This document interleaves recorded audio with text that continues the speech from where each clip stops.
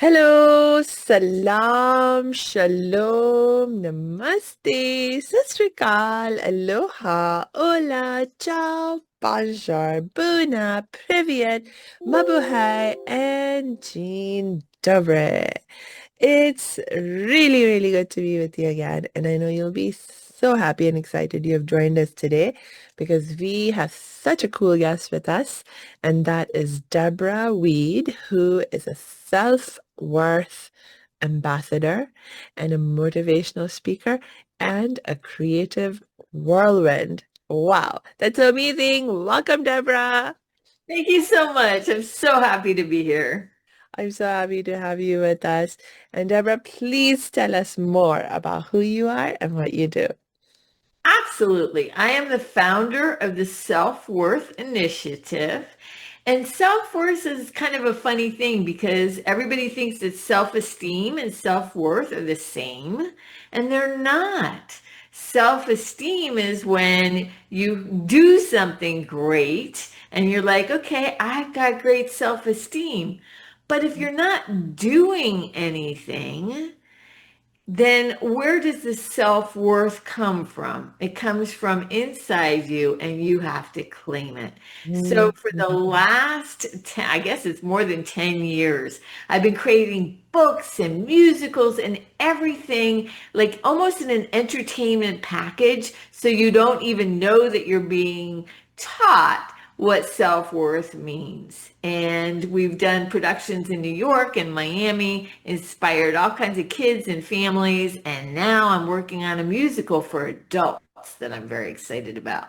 Nice. I love it. And I love that you're drawing this distinction between self-worth and self-esteem, and especially in the way that you are doing it. So self-esteem, you're saying, is when you do something that you can be like, oh, I did something really good or something really well. So uh, if we are not doing something, and it happens with all of us, there are times in our lives when we're like, I'm not doing anything or I can't do anything. I know this is a problem. My gosh, I've seen my mom struggle with a lot as she has been aging. And, because of her arthritis and other health conditions, she's just not physically able to do as much as she was used to doing her entire life. Like she was one of these people who was like constantly doing something and usually for other people. And it was like such an important aspect of her sense of self and what made her valuable, that now that she is not only not able to do as much, but is more and more in need of receiving care herself, she's been really struggling um, at a mental, emotional level to come to terms with that. And I think it has a lot to do with not recognizing this distinction between self-worth and self-esteem, and not only not recognizing it, but not developing the self, like just focusing on the self-esteem part versus the self-worth part. So you have to tell me more about the self-worth, like what's the basis of it? What's the foundation? And how do we develop more? That was so well put. That was such a great illustration of what people go through, especially no matter what age you are, because we are taught self-esteem, right? It's sort of like, oh, you did such a great job on that podcast. That was wonderful. And you're like, ah, that felt good. But when you don't have those things going on, self-worth is something that you claim for yourself. It's something that you say what you're worth. So I'm going to give you a very visual Mhm. example. Okay. Let's talk about Picasso. Okay. Now, if you went into, I don't know if you have children, do you? Not me, but I But have if you nieces went and nephews. Okay, so if you go to your nieces and nephews' school and you walk in and you see all these pictures on the wall, let's say that you saw a Picasso there and it's a line drawing of two faces, and you're like, oh, what child made that? No, It's Picasso, worth millions of dollars. So why did Picasso make millions of dollars on his artwork? Because he claimed it. He said, "This is what I'm worth." And everybody said, "Oh, that's what you're worth? Fine, here's the money." So that is a good example of what self-worth feels like. The only thing is most of us haven't been taught. We're when we're growing up, a lot of times we're told negative things. You're no good, you don't look right, you're a different religion, you're a different color, and we're torn down instead of really going to our inherent worth. And so we don't even know where to get that or how to get that. And it's an imperative, especially right now, to start to recognize that every one of us is precious. Every one of us has a gift, and every one of us is like in a tapestry where when we touch another life, it can keep on going and going and going. The ripple effect is immense. So that's a little perspective of what self-worth is. Mm. Hey, thanks for tuning into this episode. Hope you're getting value out of it. For your information, this episode has been sponsored by the Happiness 101 program. Are you a change maker, coach, trainer, or healer? Are chains of fear holding you back from making the impact and income you desire? Using a unique combination of positive psychology and the spiritual wisdom of our most effective change makers, the Happiness 101 program helps you break through your limiting beliefs and manifest the abundance and success you desire with fun and ease. Interested? Book a free Happiness 101 exploration call with me, your happiness expert, Samia Bano. Just use my online calendar link in the show notes. Now, back to the show. Yeah, so claiming your worth. That is an analogy that you gave at like Picasso. That's interesting.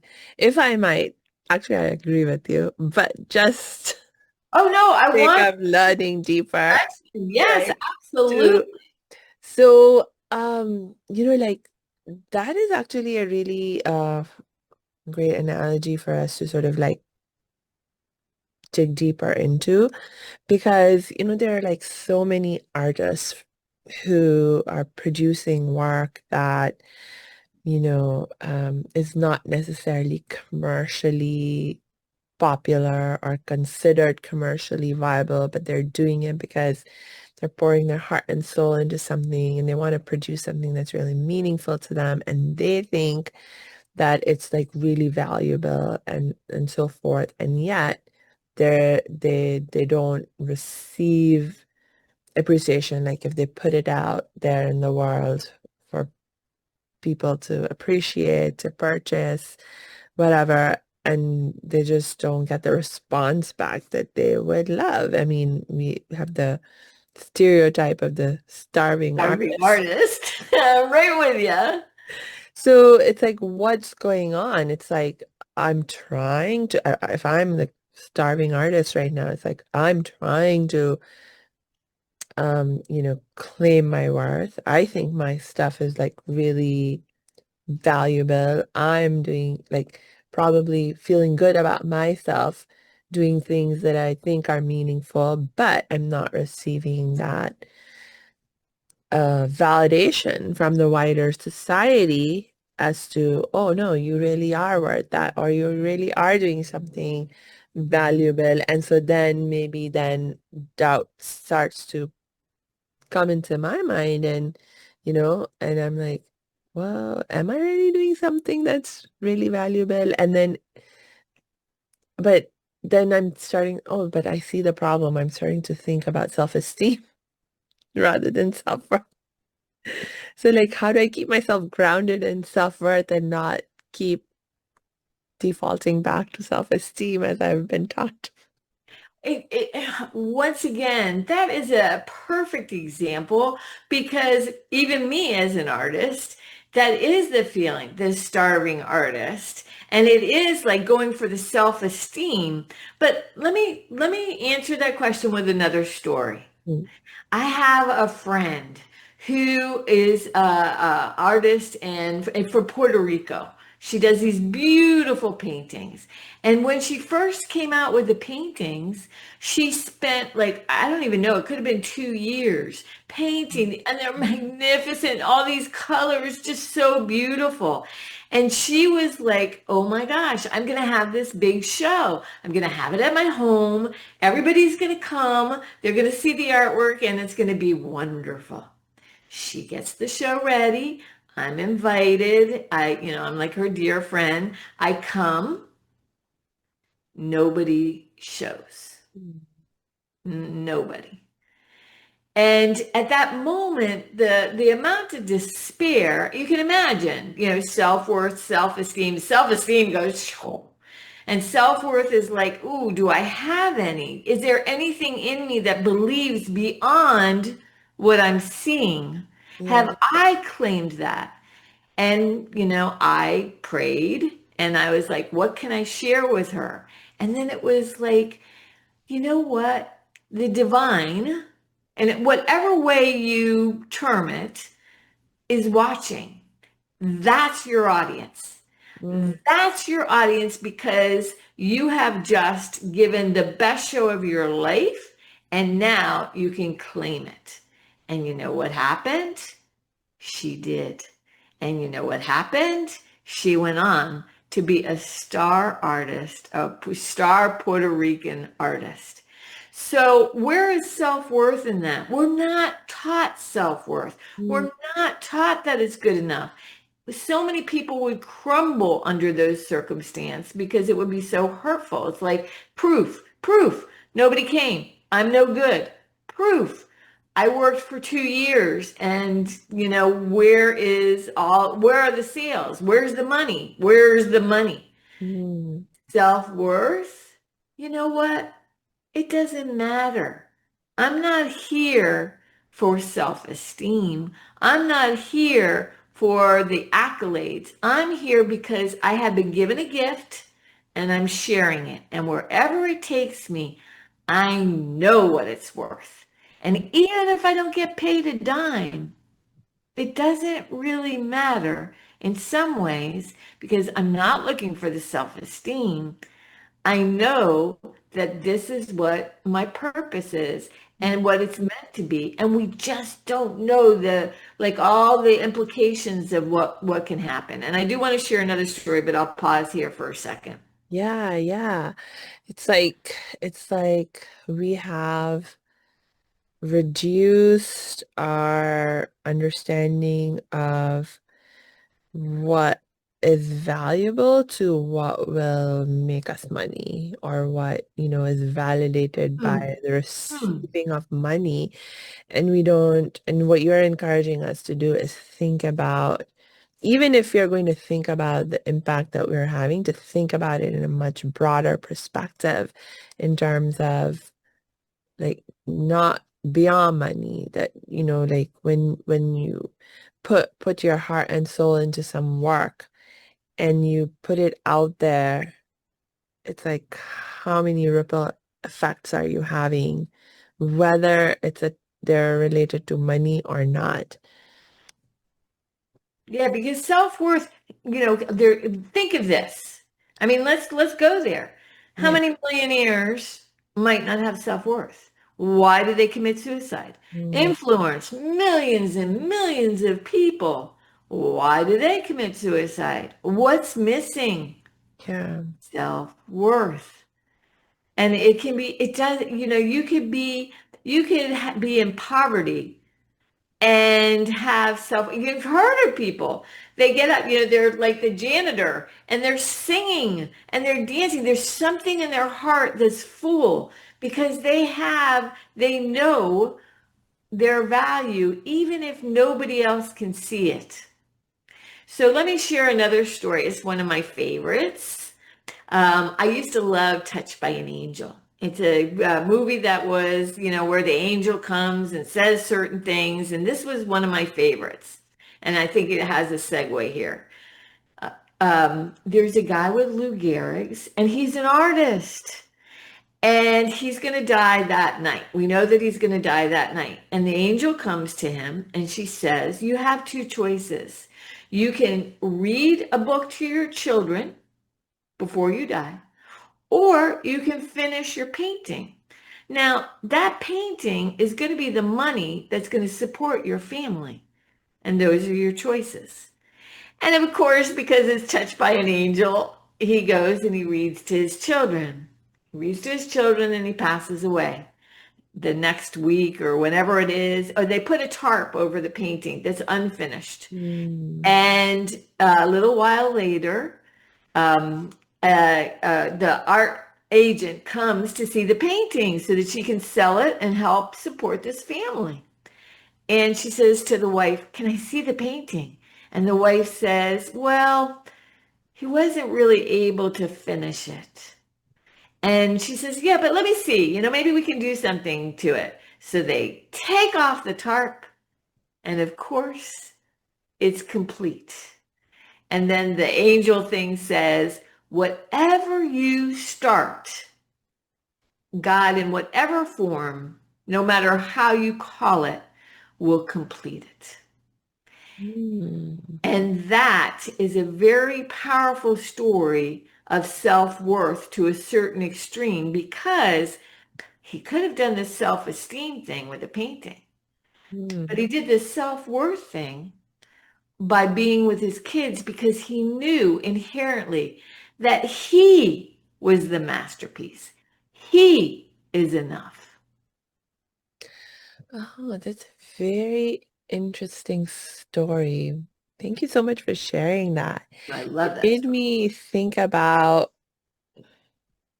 a teaching in the Muslim tradition that comes from the Prophet Muhammad, where he talks about, like, if you're planting a tree and the day of judgment comes, meaning like it's the end of the world, like you can Yes. see it, it's like end of the world. He says, still finish planting that tree. See, that's the same thing. Why? Why did he say that? Why do you think he said that? Yeah, I mean, there's so many different implications to that, right? I mean, there's like at one level, it's teaching us the lesson of not being attached to results. It's like, why were you planting the tree in the first place? What was important about it? And to remember that. And it's like, if it wasn't an important thing, then why were you doing it? Don't do something that's not meaningful and important. But assuming that it is something meaningful and important and you choose to do it, then do it regardless of whether you think it is going to produce the result that you hope for or not, because the results are not what we can control. What we control are our actions. And the other layer to it, similar to what you were saying, is, about recognizing that, like, the role of God in our life, that it's like we are here to do the best we can, in terms of, okay, this is what I think is the right thing to do, the moral thing to do, the ethical thing to do, and so you do your best effort to act in that way. But then it's like up to God to produce the results, and so it's like a matter of faith and trust in God, that as long as I'm doing what I believe is the right thing to do, it's the moral thing to do, ethical thing to do, then God will take care of, whatever happens, it'll happen for the good. Not, that was so, I love that. See, I learned something wonderful today. That is so true. Like you said, why would anybody plant a tree if the world's coming to an end? I mean, all the trees are going to be gone. But if there's something, it's almost affirming life. It's affirming our beauty. It's affirming that we can, I mean, trees are living things, living beings, and we're attending to that. So that was so beautifully put. I love it. Oh, thank you. Yeah, and like what you were just saying about, wow, the trees being a living thing. I mean, yeah, it's like uh, well, I mean, actually, I'd never thought of that particular implication that, you're not just abandoning another.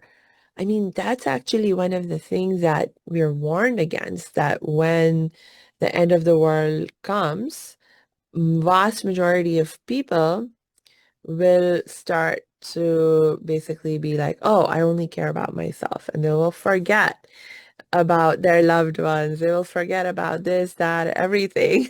And it'll just be all about, oh my God, how do I save myself?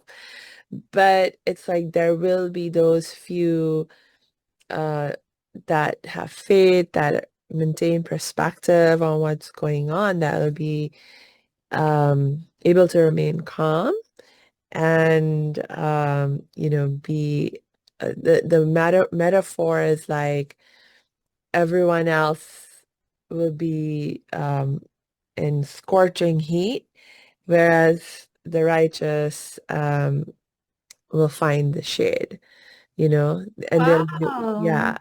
And so it's sort of like but it's not like a passive thing, or not like oh, you're just accidentally finding the shade.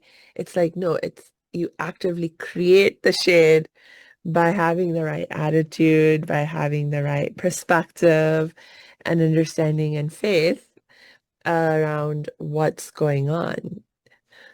Wow, that's so beautiful.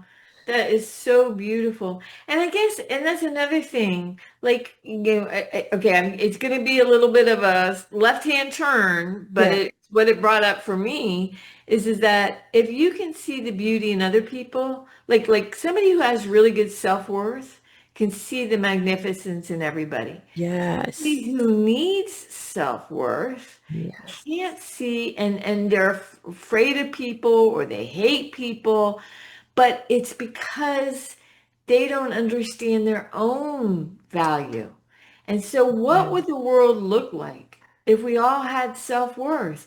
And I came to you and I gave you the biggest hug because I saw you're magnificent. I mean, anybody going down the street, but instead we're suspicious and we're just feeling so scared because we don't really claim or own just the amount of love that we have Yeah. in us and how we could change, like literally overnight, we could change the world if that transpired. Mm, that is so true. Now you just made me think about one of the very core Hindu teachings. It's not that it's not there in other traditions, but there's something, like every tradition has its own sort of way of expressing things. Yes, And yes, sometimes yes, you understand things more clearly when expressed in a certain way. yes, And yes. so like my Hindu friend, I remember one of my Hindu friends, actually it was the very first time I met her.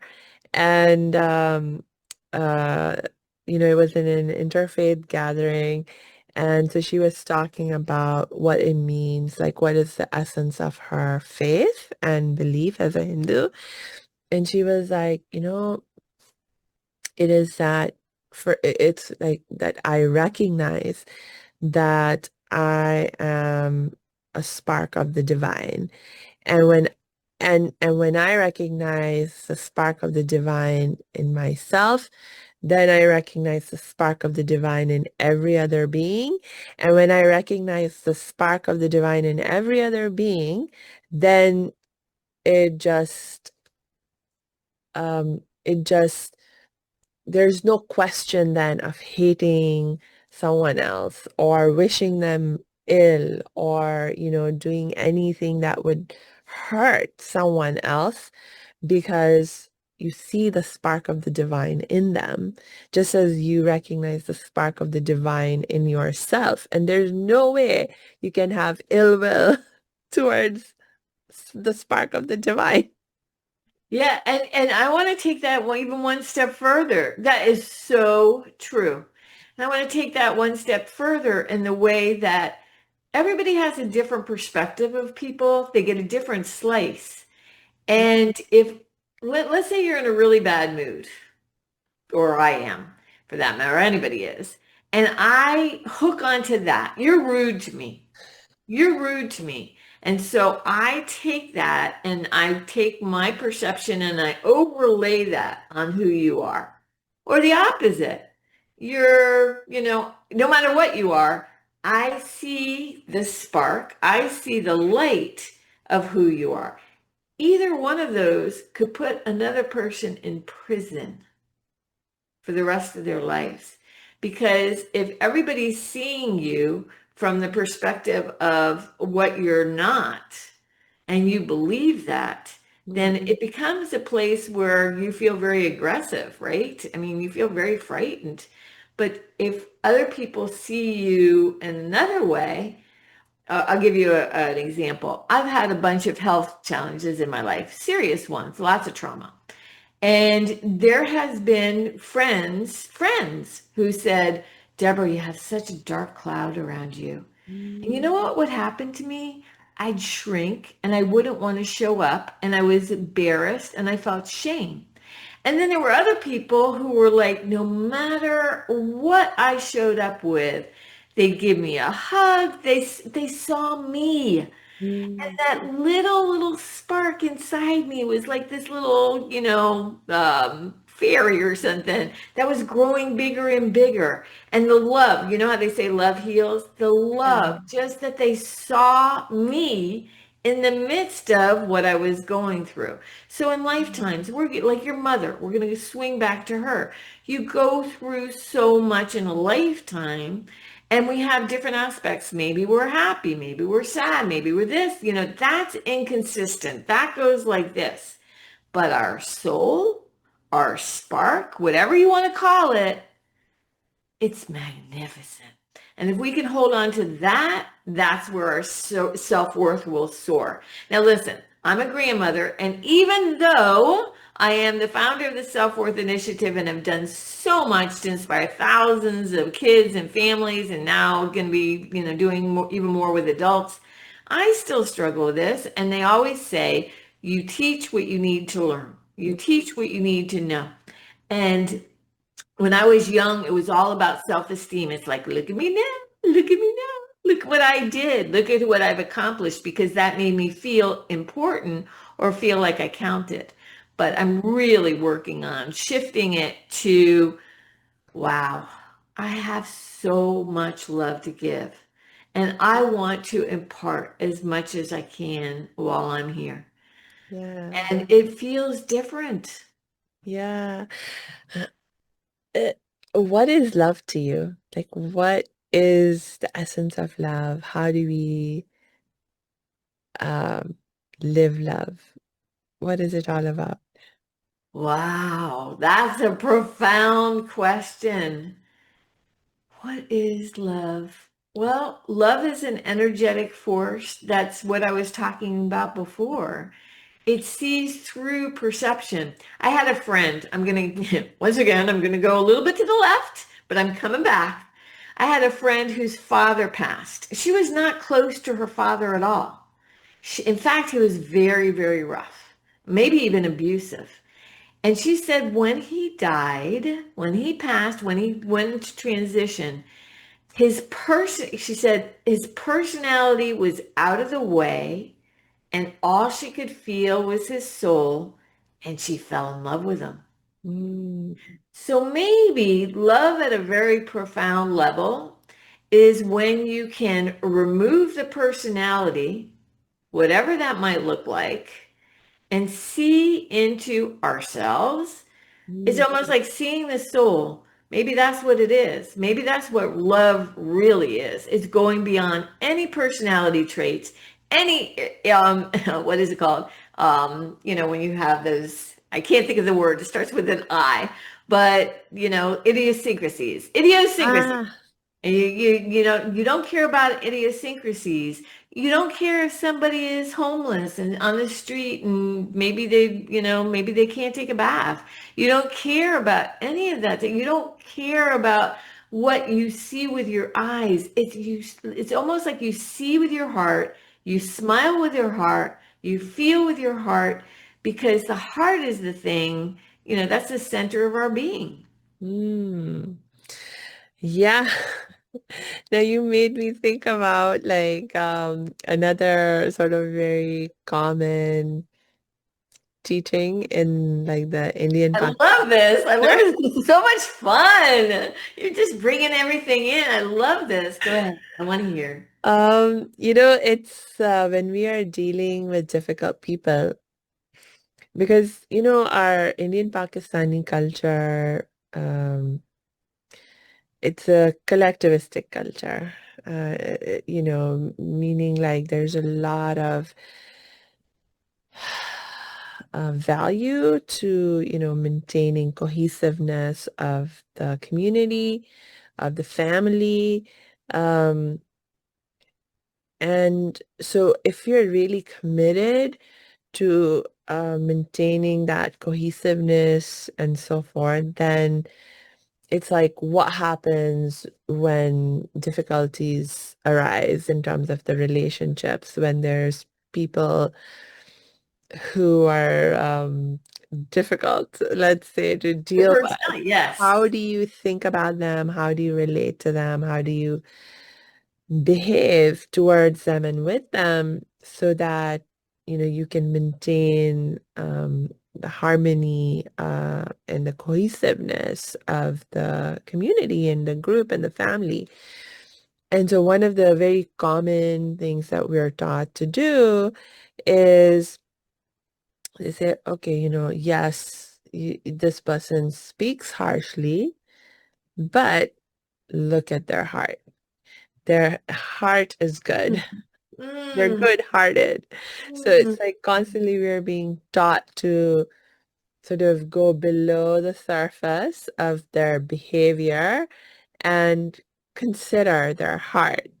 And when you look at the person's heart, it's like, does anyone have a bad heart? Oh, I love It's that. That like should be a t-shirt that you start. Does anybody have a better? With somebody with a weak heart might say, but that's beautiful. it's sort of like sometimes, we close off our heart, we wall it, inside some like Mm. defense mechanism type of walls. Um, but it's like if you can get through those walls that we sometimes put around our hearts, you get to the heart itself, it's soft and it's loving and it's full of light and caring. And so it's like go beneath the surface, look at the person's heart, consider their heart. They have a good heart.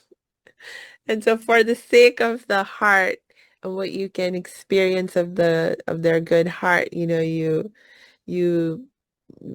be more patient with their surface level behavior. That is so, and so here, picture this. Picture this. I'm waiting in a line to get some coffee. And the barista, he has long hair, tats, and he has earrings, the big ones. Those, I don't know what they're called, but the big ones. And he's taking the coffee and he's slamming it down. And Oh. the people, there's a line, and the people are kind of like going like this.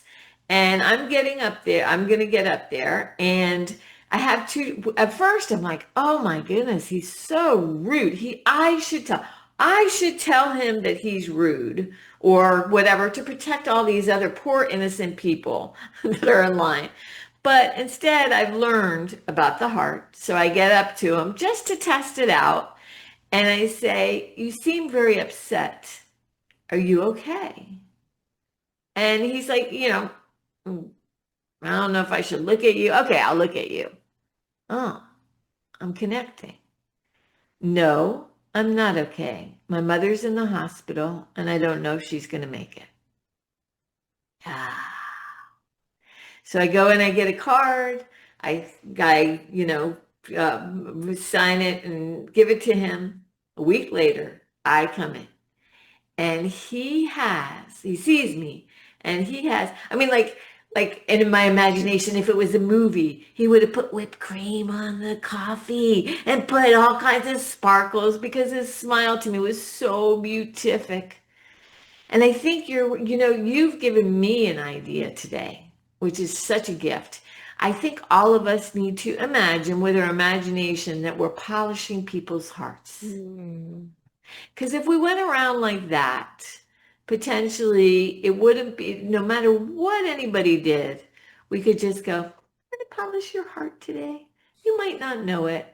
And through that, we might be able to see their beauty and, otherwise. Now, I'm not saying, though, that if somebody's being abused physically, I mean, there are people that you have to move away from. They might have a beautiful heart, but I would never advocate, one of the biggest things with Paisley and all the things that I'm doing is take your power back and not give it away. So there is a balance. It's not to be a doormat. It's not to be, where you have people take advantage of you. But it's also, even if it's somebody like that, move away because you love yourself enough not to be taken advantage of or hurt.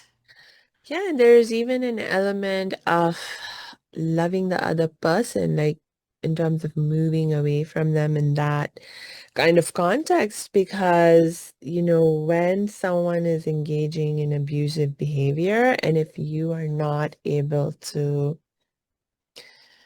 respond to it in a way that um, that number one, you are not getting yourself damaged. And number two, that their behavior attitude in some ways doesn't change or doesn't improve.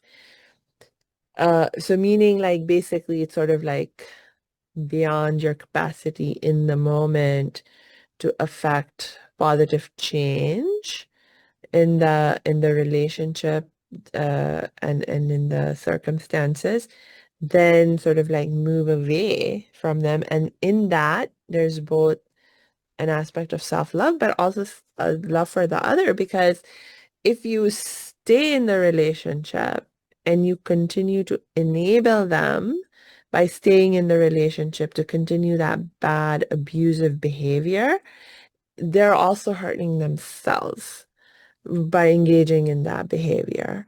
It's like reminds me of the saying, I think it was Martin Luther King, or was it Nelson Mandela, or was it Gandhiji?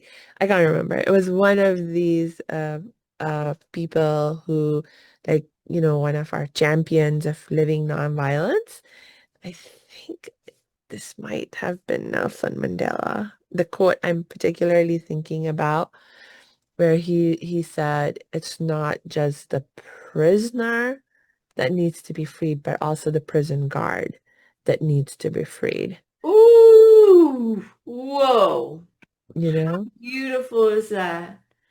How beautiful is that? Yes, but Yeah. in the context that we're looking at this, that's even more deep because I can feel it right now.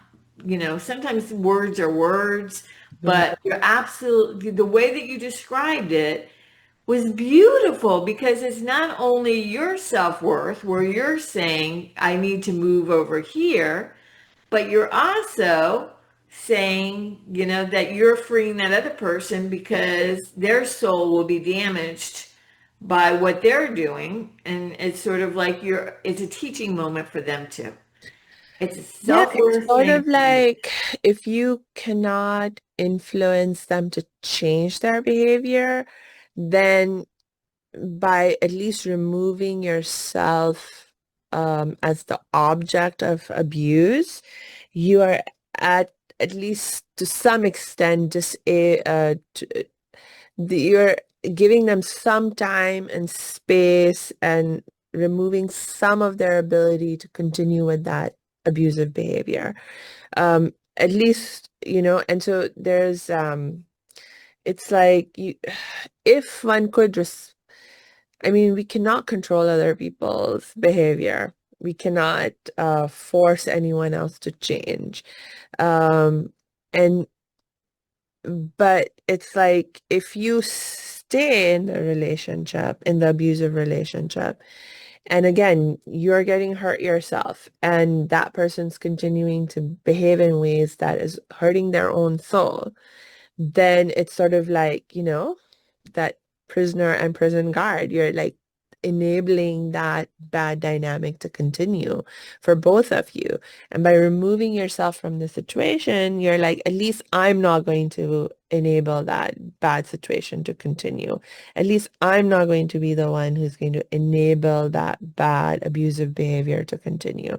And maybe later, at a later time, you can come back and try to do something more. But like in the moment, if that's the best you can do to prevent the abuse from happening, then that's what you do in that moment to prevent the abuse from happening. Is you just move yourself out of there.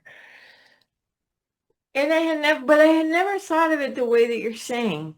And I think that that's really, really brilliant because in a way, talk about self-worth. Mm. You have enough self-worth, but you're also giving them a gift because if they perpetuate that violence or whatever it is on you and you stay there like thinking, I can help them, I can make it okay, and you're engaging in that, in essence, like you said, they're actually damaging their soul. Yeah. So by walking away, you're loving yourself and you're loving them. Yes. That's powerful. Yes. Because it's like sometimes it's so actually one of the things that before I became my happiness expert, happiness coaching, training work that I do now, I actually was working on a crisis hotline for domestic violence. You're And kidding. so I've worked with so many survivors of domestic violence, and you see this, it's it's like part of the problem that when you stay in the abusive relationship, the pattern of abuse, it intensifies and it becomes worse over time.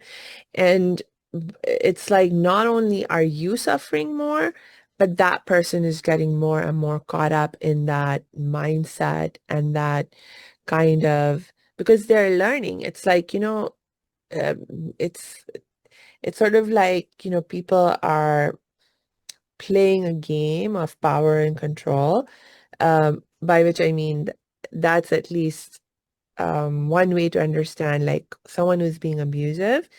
It's like they are on a mission to control you as much as they can, to exercise power over you as much as they can. And they're constantly testing your boundaries to see how much they can get away with. And the more you let them get away with by tolerating the abuse, by um, like in the mind of the abuser, it's like, okay, how do I get what I want?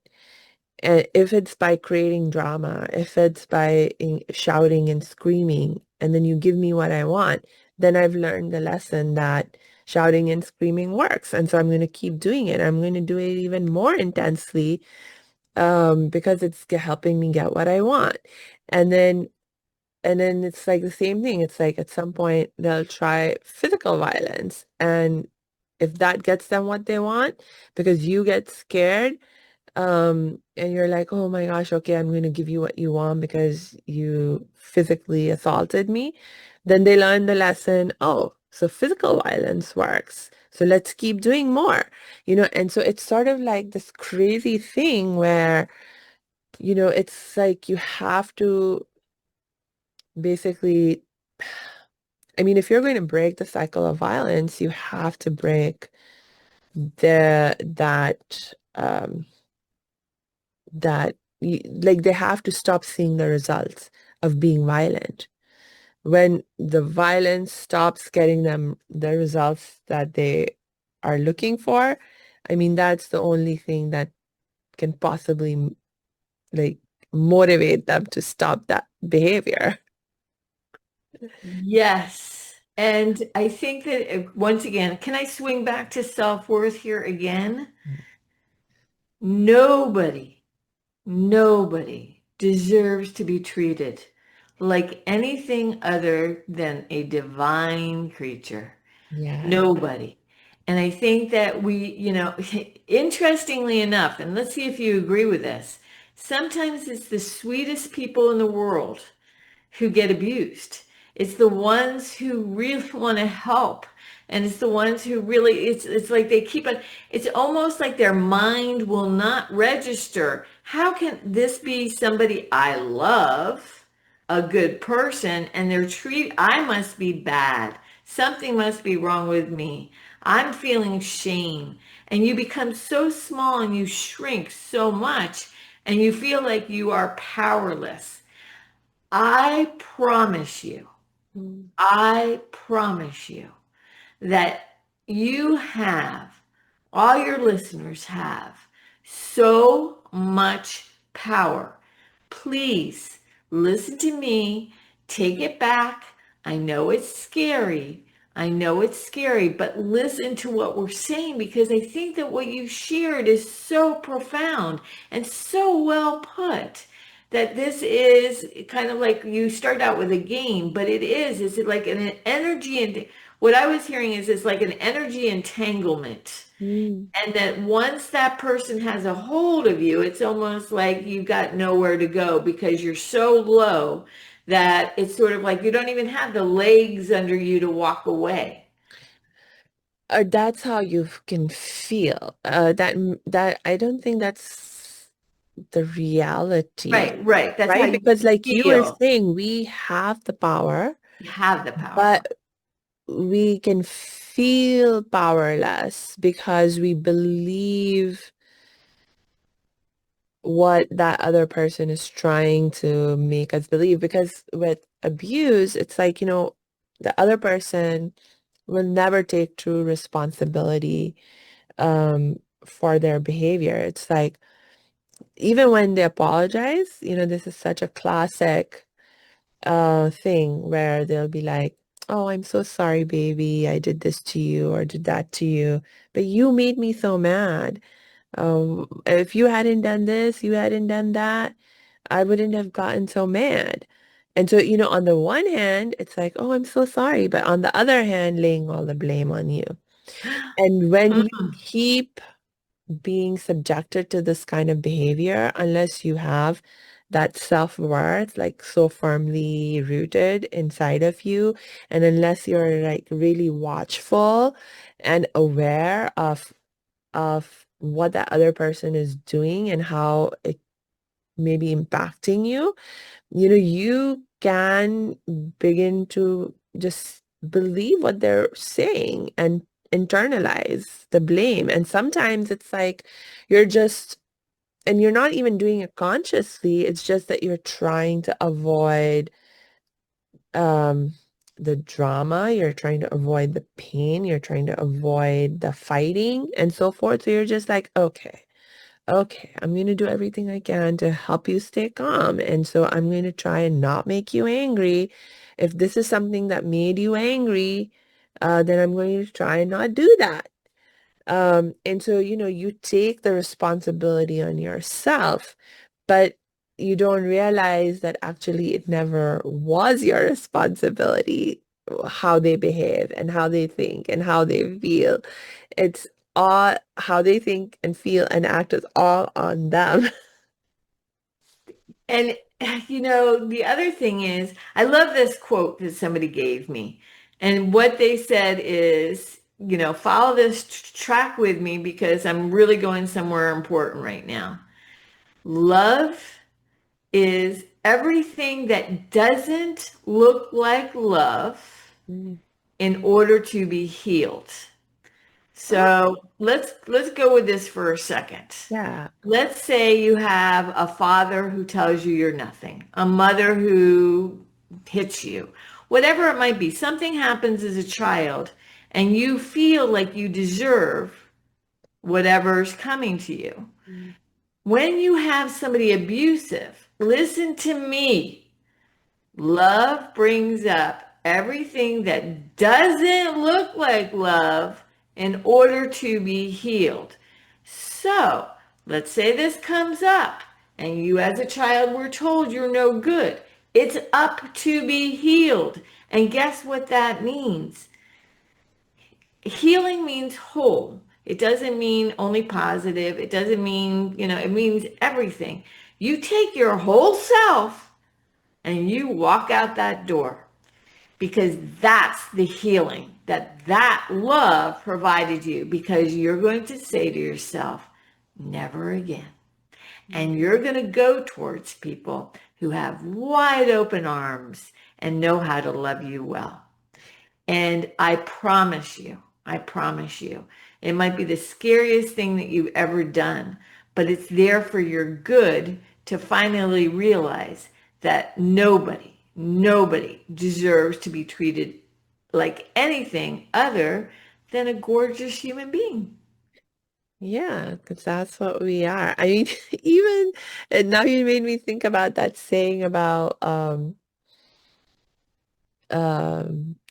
those who are hardest to love needed the most.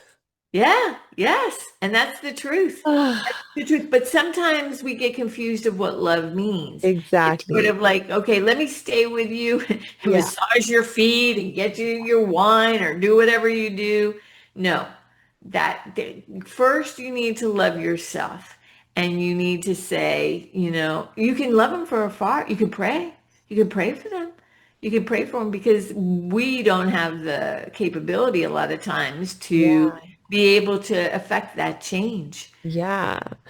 Yeah, it's like going back to that idea of both the prisoner and the guard needs to be freed, because it's like when you think, okay, I'm gonna stay and I'm gonna continue to take this, even though things are not improving, my best efforts to keep them calm, to make them see the error of their ways, to improve their behavior. It's been years maybe. I've been trying, and it's not been working. It's getting worse. And you think, no, but I am going to continue to stay because I'm going to try and help them. They're going to improve. Like at that point in time, it's like you're sort of like not basing your expectations and hopes on reality, And so it's sort of like, no, change tactics, change strategy, do something different to both help yourself and this other person. And so a lot of it's, about, okay, what's the best that I can do here to affect change? Um, and it's sort of like with it, it makes me think about stories of the prophets, like the Prophet Muhammad in particular. Right now, I'm thinking about how, when he first started preaching about Islam and, all of that, he was persecuted. Like people thought he was crazy. People thought he was really dangerous because he was challenging the status quo and the power structures that were there, because it was a very classist society. There was slavery, there was racism, there was sexism, and he was challenging all of that and talking about, oh, we're all divine sparks. We all, deserve to be treated equally and loved and respected and all of that. And so he was a serious threat to the power structures and the status quo and stuff. And so people like literally even tried to kill him. And at some point, he had to literally run away Wow. to another town. Um, and but he came back. But he came back many years later after he had built up more capacity, even more strength, even more like um just more of everything and like so many at so many different levels. Like he was stronger mentally, emotionally, spiritually, but also physically. And when he had built up that capacity, he came back. And when he came back, like like he came back and he was like, you know what? I'm not going to take revenge on the people who tried to kill me and call me crazy and this and that. Um, and he was, I mean, basically, it's just one of the most amazing parts of our history where, you know, it was like there was like this transfer of power that happened in this very peaceful way, and people were just like, I mean, there were so many different reasons why people just were like, okay, we're giving up the fight. We're not going to fight you anymore. And you can, there were like a lot of people whose hearts were changed because when he's like, okay, I'm not going to kill you. We're just going to practice forgiveness. We're going to practice patience. A lot of people's hearts were changed, but also like because he was in a stronger position, like he could actually have physically imprisoned people or even killed people because he had that physical power now.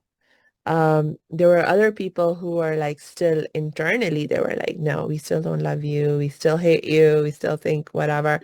But because now you're in this position of power, we see the futility of trying to fight you in this moment.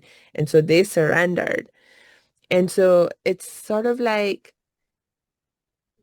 ideally, we would love to have everyone have changed their hearts, you know, or opened their hearts.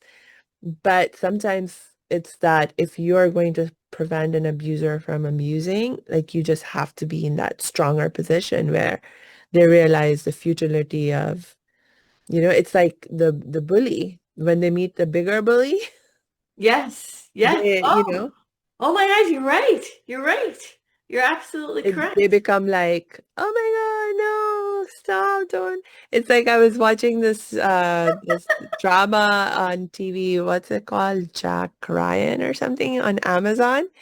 And this was a theme that I kept noticing in that drama where there would be like this gangster or something that, you know, would be like scaring people into doing this and that. But then turned out there was a bigger gangster who was controlling them. And then turns out there was an even bigger gangster who was controlling that mid-level gangster.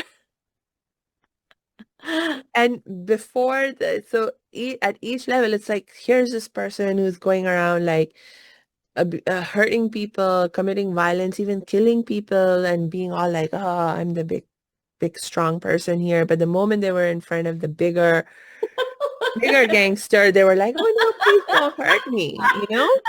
And it was like, oh my God. And sometimes that's what you need is, you know, to, but it doesn't have to be violent power. Violent Right, power. That's right, what I right, learned from the Prophet right, Muhammad, is that right, sometimes it's just, you know, that you have power, but you don't have to turn it into violence for right. it to be effective. But sometimes that's what you need in order to stop someone from engaging in their abusive, violent behavior, is that you have to just stand so strongly in your own power, in your own worth, that they're like, oh, there's no use my trying to control them because they're uncontrollable. Yeah, and you know what you brought up for me is why, and this could go on another 5 hours, but the whole idea of why does love bring up hate? Mm, And maybe the bottom line is that we all desperately want love.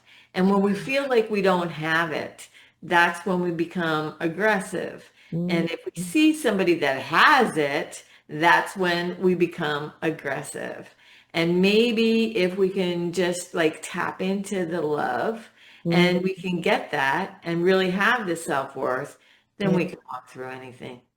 Ah, you just reminded me of this like other teaching.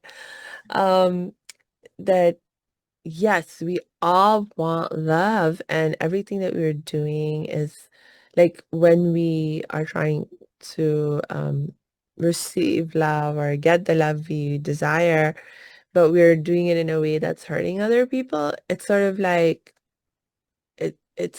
actually what's going on is an aspect of being loved and feeling love is to feel free and to feel,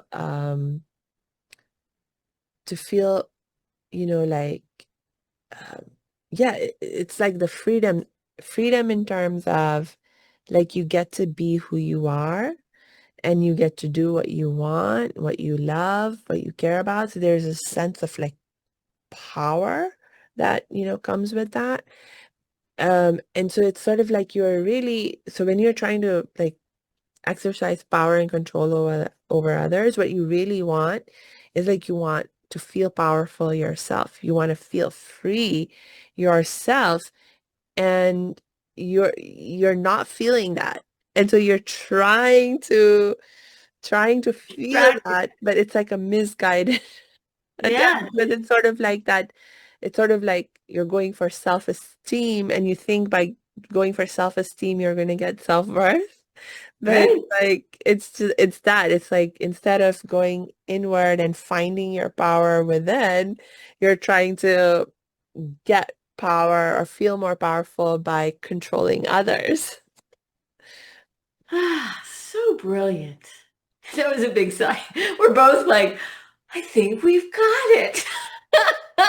I love it. Every time I say something, you're like, Yeah. and this person and that person, oh my gosh, you're a walking encyclopedia. That is like wonderful to really bring the illustrations from different cultures in such a way that everybody can understand it. Just Oh. magnificent. Oh, thank you, Deborah. I know you are so stimulating for me to talk to you, making me think about things and in ways that I have sometimes not thought and made those connections. So I'm so grateful that we have had this time to communicate. And you're right, we could keep going and we should probably wrap up for today. Do you have any last thoughts you would love to share? Yes, I would, especially because we're talking about abuse. It seems like we started out at self-esteem and self-worth, and then we really got into the human dynamic of what love you could look like and why we give away our power. And now then we moved into the abuse aspect and how crushing that can be. So any of your listeners, please, even if nobody knows and you've kept it a secret and you feel like you're all alone, hear us now, two women of two different cultures that are speaking the same language, the language of love. It's so powerful. Take your power back, know who you are, walk out the door, and give that person the key to their own freedom. Yeah. Oh, thank you, Deborah. For my last reminder, I will just remind our audience, please make sure you check the show notes, because we will be dropping Deborah's links in there so you can connect with her, continue to learn with her, and get the help and support you need. And you know what? I will also make sure we drop in some links where for anyone who may be stuck in an abusive relationship, there are different resources, organizations where you can get help. So I'll make sure to include some of those links as well. And until we connect next time, I just wish you lots and lots of peace and joy.